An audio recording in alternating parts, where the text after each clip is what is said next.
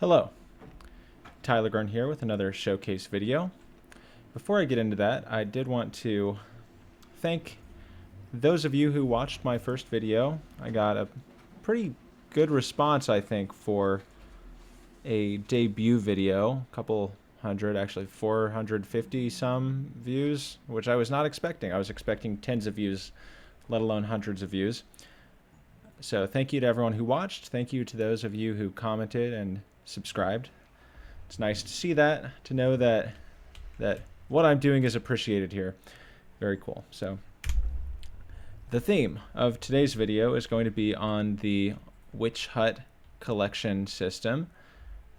This is something that was kind of tangentially featured in my video, the first video that I made, that was all about this water stream system. So if you watched that video, this should be relatively familiar looking to you.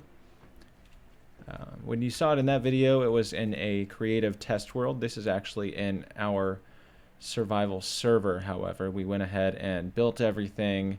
It's been AFKing for a little while. So one important detail before I move on is that we are currently in Minecraft version 1.20.1. You can see up at the top left there. That is relevant because the rates of witch huts changed with the advent from 1.18 when the world height was increased. There's a mechanic in the game that, if you aren't familiar, that basically the lower you build things, the better if you have a spawning based farm. So in 1.21.1 and above, they buffed witch huts again to try and tempt people away from the raid farms and so forth, that they were also nerfing at the same time. So enough about that. Let me go ahead and dive into some general ideas that we have about a storage system for a farm like this. So the first one in the video number 1 is all about the item flow, the water streams above the farm. So we already talked about that, but some general ideas about storing our items. So first thing, we want it to be relatively hands-off. We've just got a player that's AFK, and you know, we're tired. We're going to go to bed. We want it to run throughout the night. So we want it to be 100% hands-off. We also want it to be 100% reliable.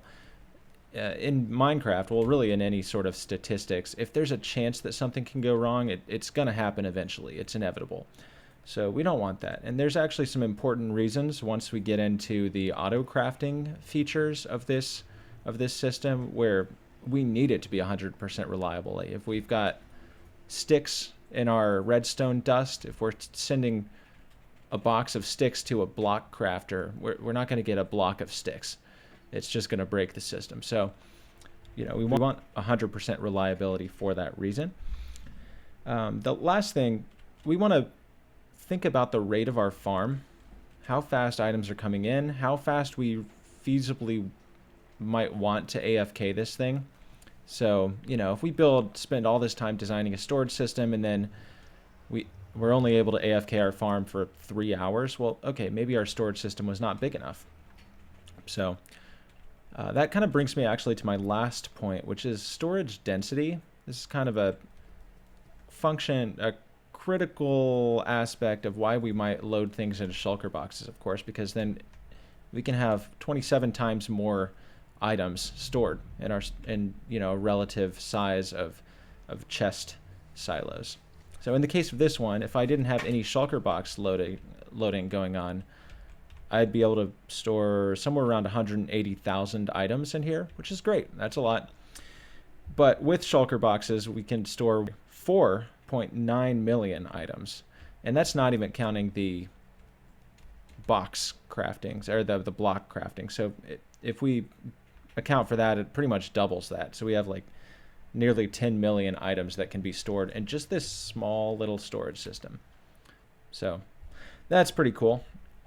For the rest of the video, I'm actually going to go over to a creative world that's in 1.21.4, because part of this system is the crafter modules that I designed, which we don't have crafters in 1.21, which is why there's just air blocks here instead of crafter blocks. So I will see you over there. All right, here I am in a 1.21.4 test world. I've got the storage system behind me, and I've gone ahead and exploded out a couple of the components here. So we have a regular box loader to the left, and then a crafting system and box loader to the right. This design is by Pyraleft, Pyraleft, and both of these kind of operate on the same core principle of box loading, where we fill the box, we need to detect when that's filled, we need to somehow use that signal to break the box, and then at the same time or moments thereafter dispense a new box. So I'm going to go ahead and take a look in here. We have, okay, basically 8 items that need to be filled. So if I actually put 8 items in here, you can see it's going to fill, and then in a moment, there we go. So now we've got the filled box down here, as well as another one I did just moments ago. So I can actually slow that down a little bit, or by using some tick commands. So I'm going to go ahead and tick freeze. All right, so let's see, we have 43. Currently, we have 3 items left, so I'm going to go ahead and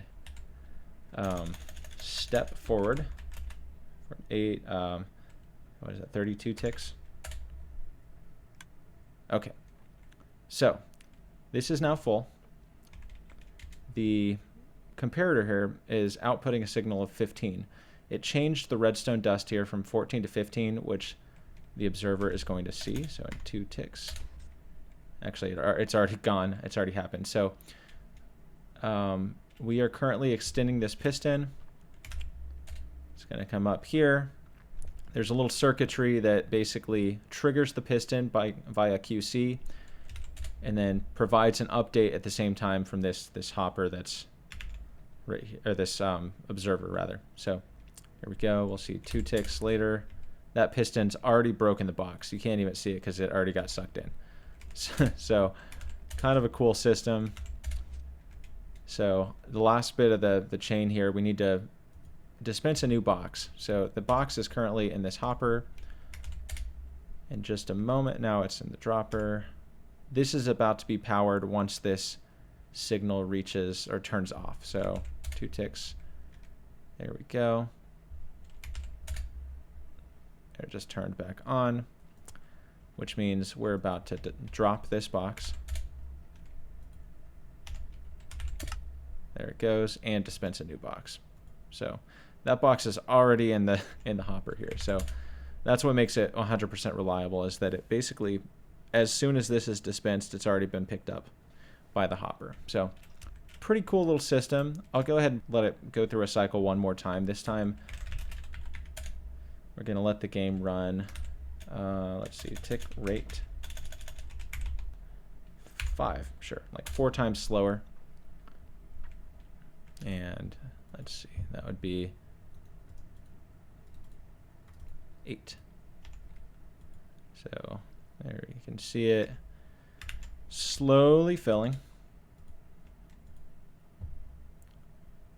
61, 62, 63, and then as soon as it's filled,